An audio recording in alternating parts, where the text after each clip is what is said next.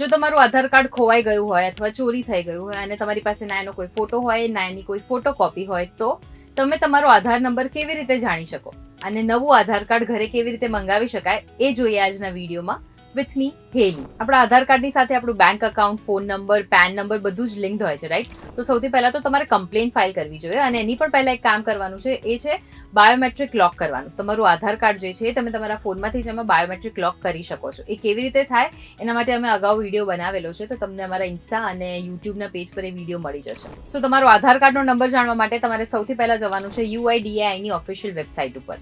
અહીંયા જઈને સૌથી પહેલા તમે લેંગ્વેજ સિલેક્ટ કરી લો, પછી માય આધારમાં જઈને માય સર્વિસીસ પર ક્લિક કરવાનું છે. હવે રિટ્રીવ સર્વિસીસ પર ક્લિક કરો. અહીંયા તમારે આધાર કાર્ડ મુજબ નામ લખવાનું છે, તમારો મોબાઈલ નંબર એન્ટર કરી દો અને સાથે કેપ્ચા એન્ટર કરી દો. ઓટીપી આવે એટલે એ એન્ટર કરી દો. હવે જે પણ નંબર લિંક્ડ છે એ નંબર ઉપર તમારો જે આધાર કાર્ડ નંબર છે એ આવી ગયો હશે. હવે પીવીસી કાર્ડ જો તમારે જોઈતું હોય તો તમારે એના માટે જવાનું છે માય આધારમાં, એમાં જજો ગેટ આધાર અને પછી ઓર્ડર આધાર પીવીસી પર ક્લિક કરો.